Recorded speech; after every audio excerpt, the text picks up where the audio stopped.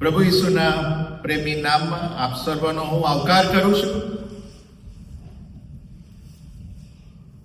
ઈશ્વર પિતાનો આજે આપણે આભાર માનીએ છીએ કે આપણે આપણા જીવનો પ્રભુને સોંપ્યા છે અને પુનરુત્થાન પામેલા પ્રભુ ઈસુ ખ્રિસ્તનો જે પ્રકાશ છે, એનો જે પાવર છે, એમાં આપણે આગળ વધી રહ્યા છીએ. અને આજે આપણે એફેસીઓના પત્રમાંથી આપણે એ શીખવાની કોશિશ કરીશું કે આપણે પ્રભુ ઈસુ ખ્રિસ્તમાં કેવી રીતે ચાલી શકીએ, આપણે આપણા આત્મિક જીવનને કેવી રીતે આપણે આગળ વધારી શકીએ. તમે જો એફેસીઓના પત્ર વાંચો તો પાઉલ પ્રેરિતે એવું માનવામાં આવે છે કે પાઉલ પ્રેરિતે લખેલો છે. એની જે રાઇટિંગની જે સ્ટાઇલ છે પાઉલ પ્રેરિતે એ લખી છે. અને પાઉલ પ્રેરિતે 2 વર્ષ કેથી વધારે સમય એ એફેસીની મંડળી સાથે એણે પસાર કરેલા છે. અને મંડળીની અંદર શું પ્રશ્ન છે એ પાઉલને ખબર છે કે મંડળીની અંદર શું પ્રશ્ન છે. પરંતુ અહીંયા એફેસીઓનો પત્ર જો તમે વાંચો તો એમાં એણે જનરલ બાબતો લખી છે. પહેલો 1 થી 3 તમે જો અધ્યાય જુઓ તો એમાં પ્રભુ ઈસુમાં તમારી જે આઈડેન્ટિટી છે, તમે કોણ છો, એના વિશે લખવામાં આવ્યું છે. અને 4થા અધ્યાયથી તમે આગળ જુઓ તો તમને પ્રેક્ટિકલ લાઈફમાં, આત્મિક જીવનમાં તમે કેવી રીતે આગળ વધી શકો અને તમારે કેવી રીતે આગળ વધવું જોઈએ એનો પાઉલ એ ઉલ્લેખ કરે છે. અને આપણે આજે જે ફોકસ કરવા માંગીએ છીએ એ એફેસીઓના પત્ર એનો 4થા અધ્યાય એની આગળ જે કલમો છે એમાં આપણે એનો અભ્યાસ કરવા માંગીએ છીએ. અને હું 5 બાબતો તમને બતાવવા માંગુ છું કે કેવી રીતે પ્રભુમાં ચાલવું આત્મિક રીતે, એ પાઉલ એ કહી રહ્યો છે. જો તમારી પાસે તમારા બાઇબલો ખુલ્લા હોય તો તમે તમારા બાઇબલમાં એની નીચે તમે નોટ કરી શકો છો. Don't be shy. તમારું પોતાનું બાઇબલ હોય તો તમે એમાં તમે એ કરી શકો છો. આપણે કોણ છે, આપણે કોણ છે, આપણી આઈડેન્ટિટી શું છે, પ્રભુ ઈસુમાં આપણી આઈડેન્ટિટી શું છે.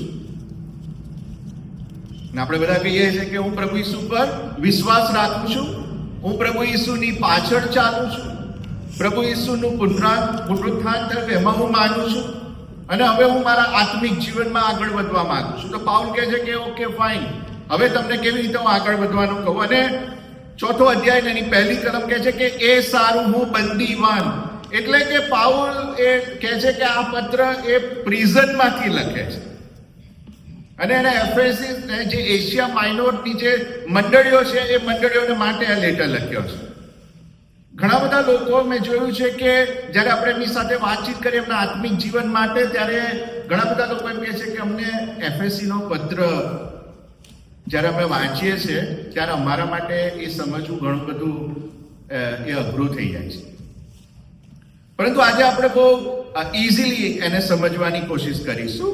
અને આપણું જે ખ્રિસ્તી જીવન છે એ આપણે ફક્ત પ્રભુની પાછળ ચાલીએ છીએ નહીં, પરંતુ આપણે એનું અનુકરણ કરીએ છીએ અને આપણે કેવી રીતે જીવીએ છીએ ઇટ મેટર્સ. જેવી રીતે પ્રભુ ઈસુએ કીધું તો આપણે જોયું હતું કે તમારો વધસ્થ મૂચકીને મારી પાછળ ચાલો. અને આપણે એ રીતે પ્રભુની પાછળ ચાલવાનું છે. દુઃખ, પીડા અને વેદના એ સઘળું આપણે સહન કરવાનું છે. અને અહીંયા પાઉલ એ મંડળીને લખી રહ્યો છે. અને સૌથી પહેલી બાબત એ 4થો અધ્યાય અને એનું પહેલું જે વોક છે એ કહે છે કે 4થો અધ્યાય ને પહેલી કલમ કે તમને તેડવામાં આવ્યા છે તે તેડાને યોગ્ય થઈને ચાલો. ફર્સ્ટ, કેવી રીતે ચાલવાનું છે? તમારા તેડાને આધીન થઈને ચાલવાનું છે. What is your calling? તમારું કોલિંગ શું છે? તમને કેવી રીતે તેડવામાં આવ્યા છે? પહેલી બાબત, આપણે આપણા તેડાને યોગ્ય થઈને ચાલવાનું છે. જો આપણે આપણું જીવન પ્રભુને સોંપ્યું છે, પ્રભુએ આપણને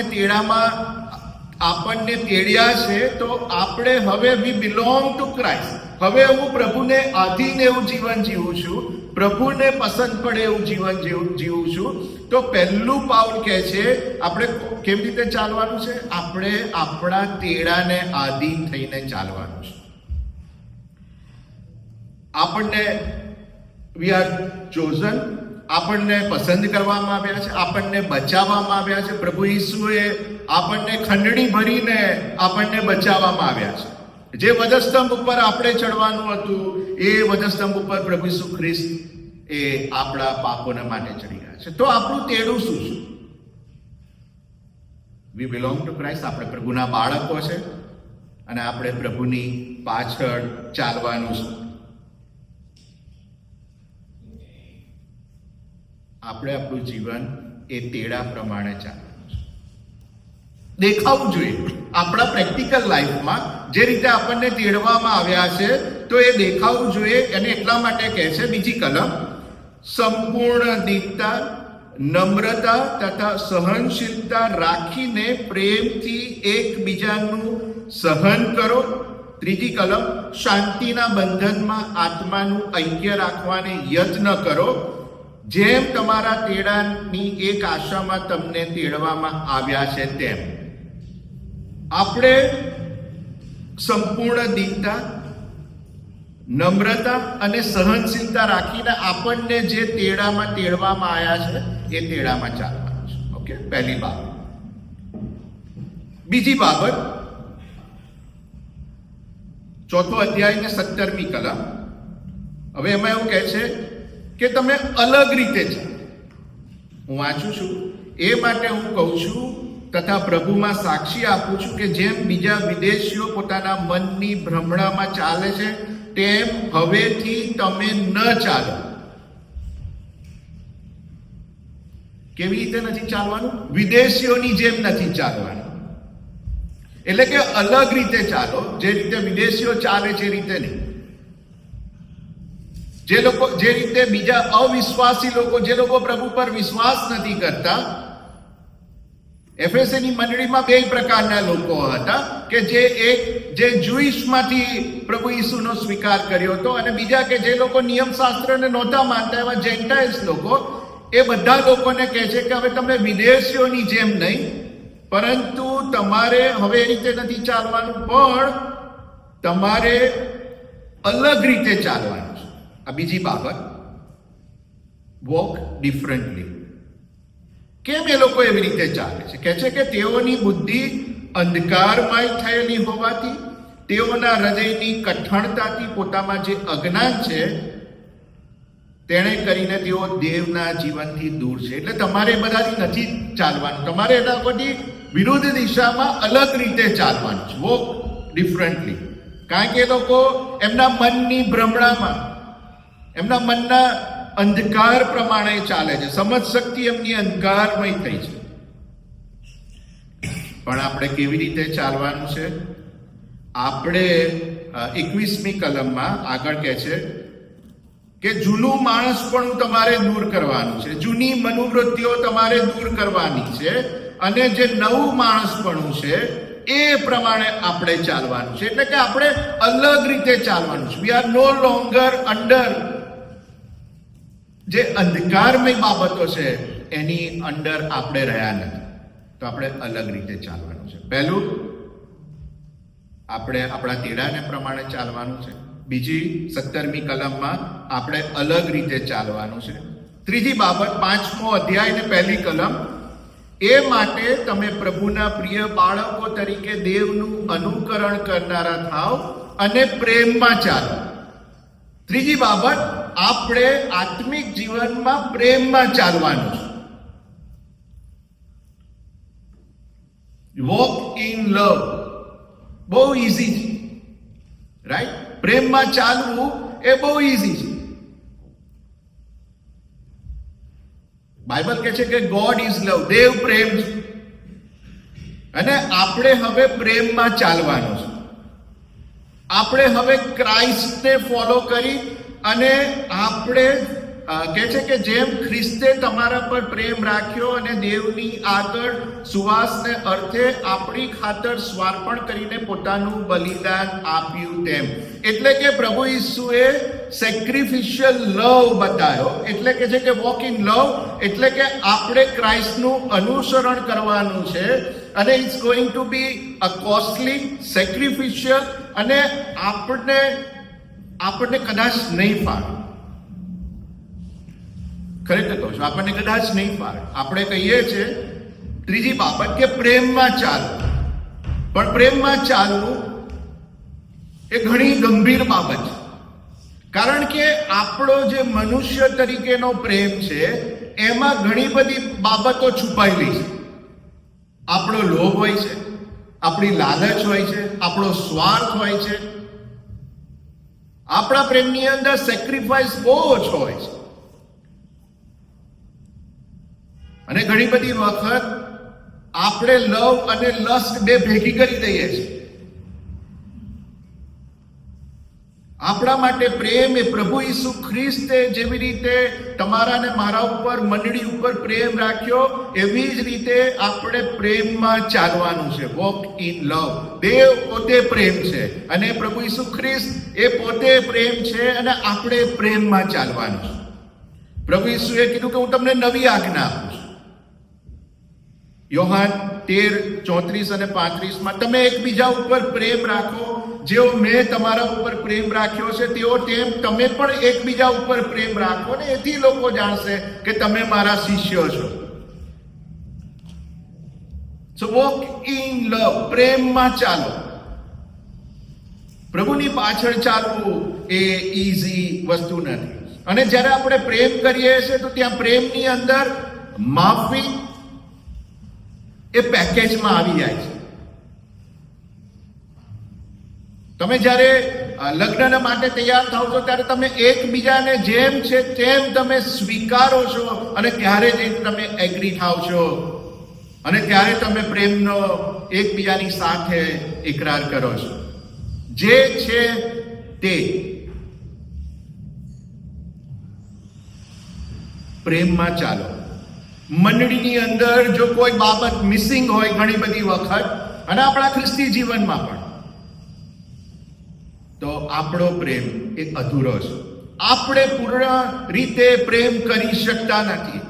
કારણ કે આપણે પ્રભુએ જે પાઉલ લખે છે કે તમારા તેડાને યોગ્ય થઈને ચાલો, જે રીતે બીજા લોકો ચાલે છે એ રીતે ના ચાલો. પણ આપણે એ રીતે ચાલી શકતા નથી. કશાની આશા વગર સેવા કરો. સમટાઈમ્સ ઇટ્સ વેરી ડિફિકલ્ટ આપણા બધાના માટે. પ્રેમમાં ચાલવું.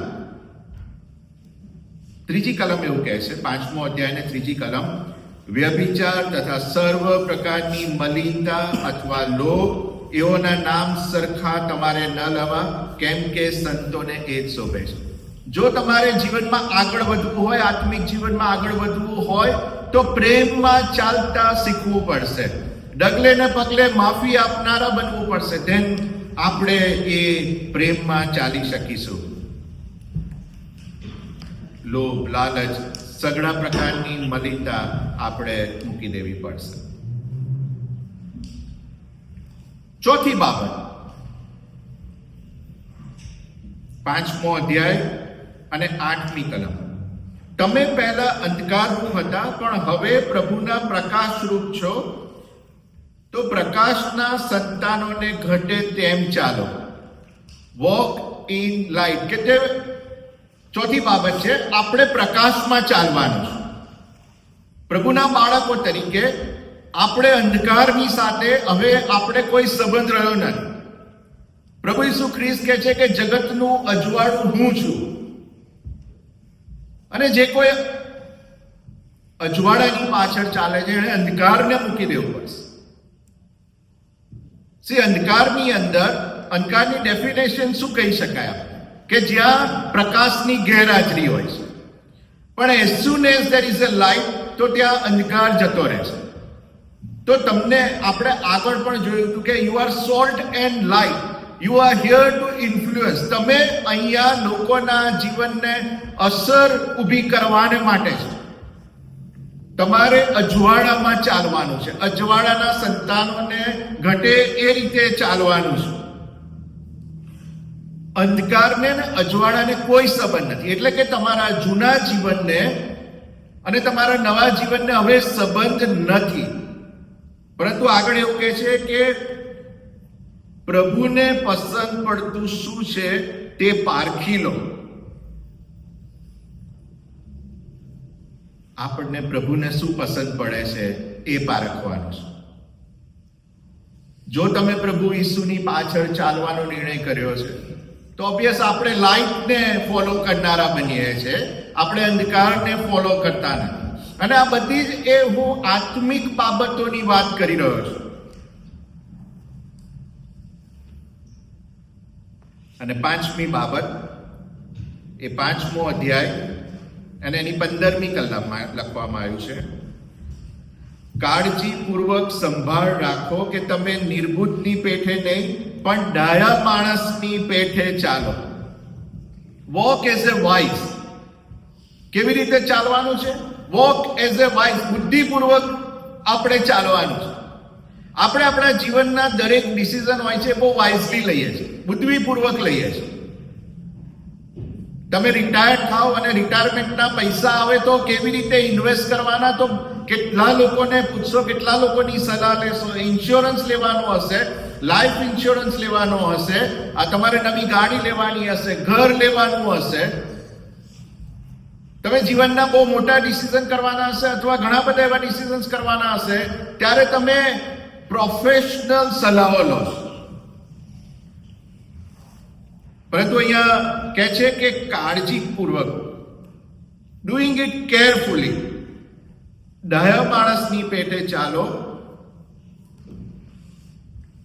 શું આપણે આપણા આત્મિક જીવનમાં કોઈ સલાહો લઈએ?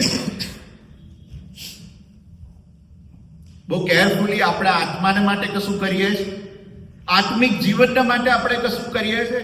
5 બાબતો પાઉલે એફએસીની મંડળીને કહે છે, ને હું કહું છું કે આજે પણ આપણા માટે એ જરૂરનું છે. આત્મિક રીતે આગળ વધવાને માટે આપણને એ જરૂરનું છે.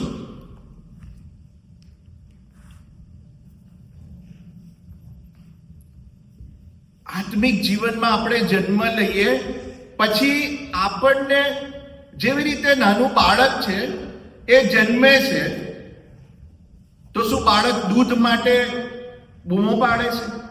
જન્મેલું બાળક, તાજું જન્મેલું બાળક શું દૂધ માટે બૂમો પાડે છે? ના, એ રડે છે અને તરત માતા હોય છે એ એને દૂધ પીવડાવે છે. એવી જ રીતે આત્મિક જીવનમાં જે જન્મે છે એને કુદરતી રીતે ભૂખ લાગવી જોઈએ. આત્મિક રીતે જે જન્મે છે એને ભૂખ લાગવી જોઈએ. અને ક્યાંથી તમે તમારું આત્મિક પોષણ લો છો? 5 બાબતો આપણે જોઈ કે વોક ઇન ધ ક્રાઇસ્ટ. આપણે આત્મિક રીતે પાઉલ કેવી રીતે કહે છે કે વોક ઇન વિઝડમ. આપણે બહુ વિઝડમ રાખીને ચાલવાનું છે, બુદ્ધિપૂર્વક આપણે ચાલવાનું છે. અને પછી આગળ કહે છે કે સમયનો સદુપયોગ કરો કેમ કે દાડા ભૂંડા છે. Be wise with your priority, with your time. આત્મિક રીતે તમે આગળ વધવાને માટે શું કરો છો? પ્રભુની પાછળ ચાલવાને માટે તમે રોજે રોજ શું કરો છો? નાના બાળકનો વિકાસ કેવી રીતે થાય છે? પહેલે દૂધ ને પછી ધીરે ધીરે સોલિડ ફૂડ ઉપર તમે બાળકને ચડાવો છો.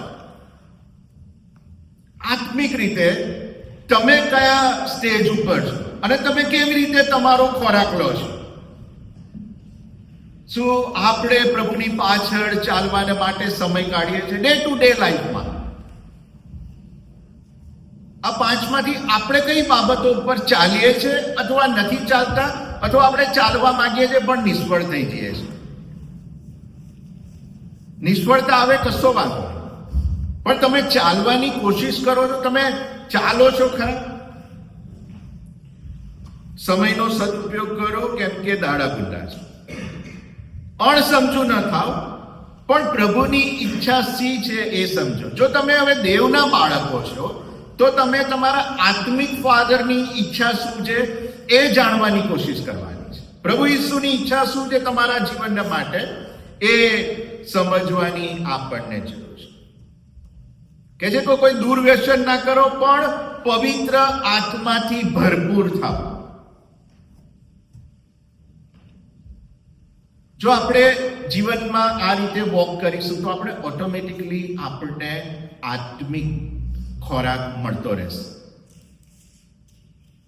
પવિત્ર આત્માથી ભરપૂર થાવ. આપણે આપણા આત્મિક જીવન માટે શું કરીએ છીએ?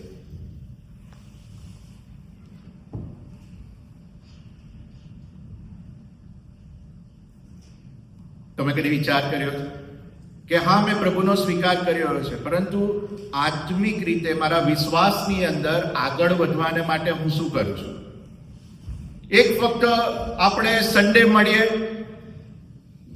અને થોડોક સમય આપણે પ્રભુનું વચન સાંભળીએ, પછી આપણે ઘરે જઈએ અને આપણે પાછા આપણા રેગ્યુલર રૂટીન કામની અંદર આપણે બિઝી થઈ જઈએ.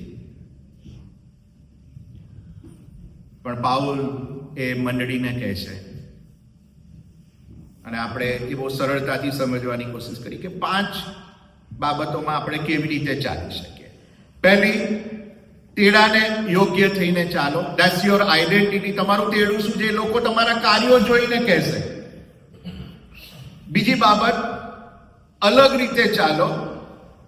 વોક ડિફરન્ટલી, એટલે કે હવે તમે સેપરેટેડ કરેલા છે. ત્રીજું, walk in love. It's relations. તમારે પ્રભુ સાથેનો પ્રેમ, પ્રભુનો પ્રેમ, પ્રભુ માટેનો પ્રેમ તમારે વોક, અને એ તમારો સંબંધ છે પ્રભુ સાથેનો અને લોકો સાથેનો. Walk in light. હવે તમે પ્યોરિટીમાં છો. અને 5મું, વોક ઇન અ વિઝડમ. તમારી પાસે ડાયરેક્શન છે, તમારે એ ડાયરેક્શન પ્રમાણે ચાલવાનું છે.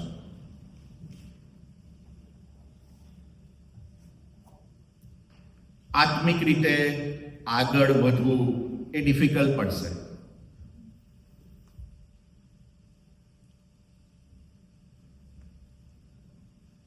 કારણ કે શૈતાન ગળી જનાર સિંહની જેમ, રાઈટ, આપણી આગળ પાછળ ફરતો હોય છે. ટેમ્પટેશન, દરેક ટેમ્પટેશનમાં આપણે ફેલ થઈ જઈએ છીએ. ઘણી બધી વાર નિષ્ફળતાઓ આવે છે.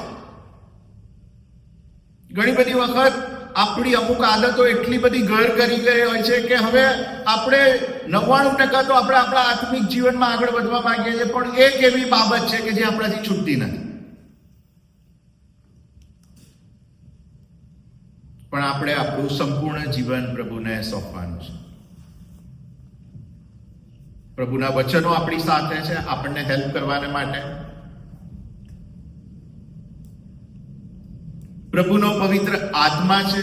નિષ્ફળતા આવશે, પરંતુ આપણે કેટલો પ્રયત્ન કરીએ છીએ.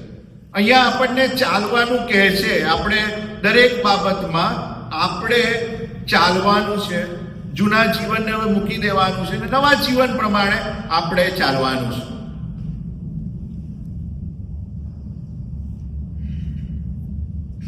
અને જેવી રીતે રોમિયોને પત્ર 12મો અધ્યાયને 1લી ને 2જી કલમમાં કહે છે કે do not follow the pattern of this world. જે જગતનું આ રૂપ છે એ તમે રૂપ ન ધરો, પણ ઈશુ પિતા આપણને કૃપા આપશે. આ બધું જે આપણે નાની નાની બાબતો જોઈ કે આપણે કેવી રીતે પ્રભુમાં ચાલી શકીએ, ને એના માટે આપણે પ્રાર્થના કરીએ, પ્રભુના વચનો વાંચીએ, સમજવાની કોશિશ કરીએ, આત્મિક ભૂખ અને તરસ ઊભી કરીએ. નહીં કે આપણે એવા વ્યક્તિઓની પાસે જઈએ કે જે આપણને આત્મિકતાથી દૂર લઈ જાય. આપણે આપણા મિત્રની સાથે મળીને આપણે પ્રભુની પાછળ ચાલવું પડશે. 5મો અધ્યાયનો 19મી કલમ ત્યાં લખે છે કે પવિત્ર આત્માથી ભરપૂર થાવ ને ગીતોથી, સ્તોત્રોથી તથા આત્મિક ગાનોથી એકબીજાની સાથે વાતો કરીને તમારા હૃદયોમાં પ્રભુના ગાયનો તથા ભજનો ગાઓ. આપણા પ્રભુ ઈસુ ખ્રિસ્તને નામે સઘળાને સારું દેવ બાપની ઉપકાર સ્તુતિ નિત્ય કરજો અને ખ્રિસ્તનું ભય રાખીને એકબીજાને આધીન રહો.